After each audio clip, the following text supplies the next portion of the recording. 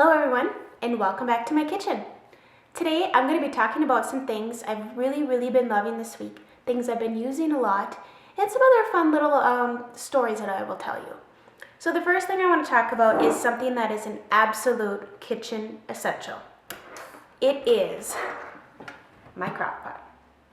Now, for moms on the go, for women on the go, for cooks on the go, for anyone who's cooking in the kitchen, this is an appliance that is an absolute necessity in my opinion. I love my crock pot. It is something I can throw food into in the morning while my kids are finishing up breakfast or they're playing. I can quickly throw some meat in here, throw a little broth in here to make some soup, throw some spices, and by 5 o'clock, my dinner's ready and I don't have to do anything. Love it. So some of the things that I have made this week, I have made roast with potatoes and carrots. I've made a turkey breast. I have made beef tips with gravy over mashed potatoes. And of those 3 meals, I've had leftovers. So for the first meal with the roast, potatoes, and carrots, I took the leftover beef and shredded it. It had already been pretty shredded, but I shredded it up even more. And I threw it in with last night's meal, which was the beef tips and gravy.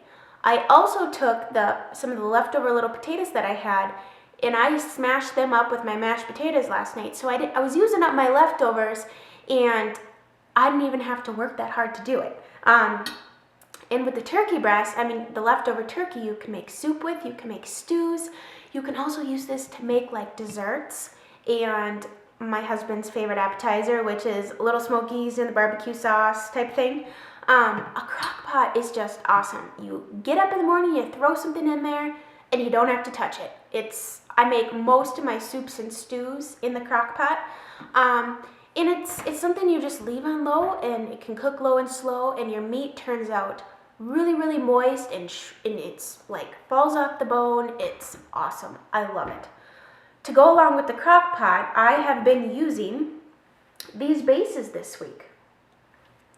These are the chicken base and beef base, better than bouillon. So you can get those little bouillon cubes at the grocery store, and then you just add water.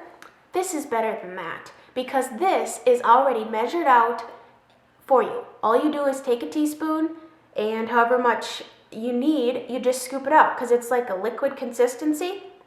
These happen to be organic and they don't have MSG. MSG for us makes us kind of bloated and feel like really bad. So these don't have that. And I do like to still use the stock in a box. But like for instance, last night to make my gravy, I just used this. And this with a tiny little bit of water and flour, and I had gravy, and I didn't even have to like work on making sure I had the proportion out, the right amount of stock to water and flour. I just used this. It was great. These also, like some of the other ones I've tried, are just like salty, but these actually have really good flavor to them. I love these, and I find these at my local grocery store. The next thing that I've been kind of reverting back to, I do own a Keurig, and I love my Keurig for so many reasons. But I've kind of went back to buying some whole bean coffee. So therefore, I needed to dig out my coffee grinder / spice grinder. And I love it because you're brewing the coffee, or you're grinding the coffee fresh, so you get the aroma from the beans. The coffee's more fresh because it hasn't already been ground and been sitting around in a plastic container at your local grocery store for months on end. It smells great. It's a fresher flavor because you're grinding the beans right before you go and brew your cup of coffee. I love it. I love the smell of coffee. I love the taste of coffee.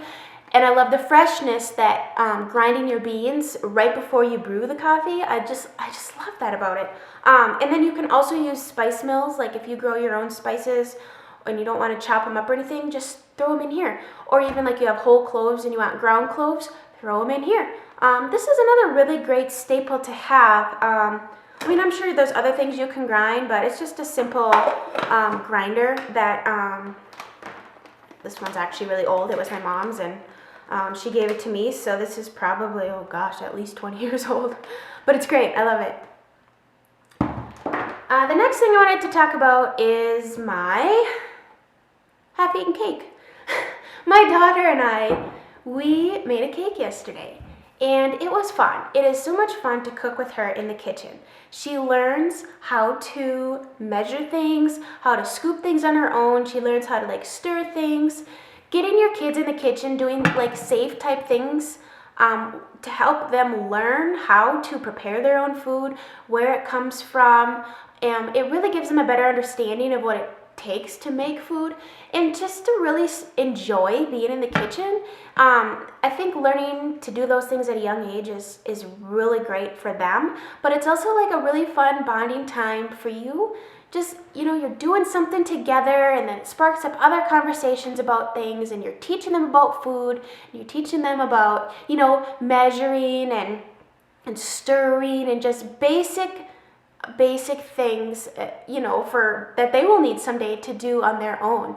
It kind of also, it sparks into them a desire to want to cook their own food and to make good choices when it comes to food, because they know what goes into it and what it's made of. Now, of course, this was a cake, but our family likes desserts, and my daughter especially loves cake, so that was fun.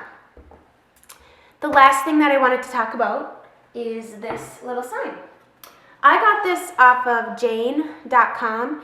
It's like this boutique that has flash sales, and I think this was like $5, and it's just a neat little way to write the menu on your so that your children can read it, and so that your husband can read it.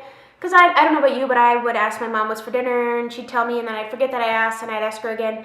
No, they don't have to ask, because it's always written right here on the sign, and I like to hang the sign on this door. And of course, when the children get older, they will find it fun to help decide what we're going to have for dinner, and they can write it down themselves. And I think that's another great little thing to get them in the kitchen, is to incorporate fun stuff like this, where it gets them thinking about what they want to do, and then they get to do it themselves and write down what they would like to have. So that's just cute, and that's just fun, and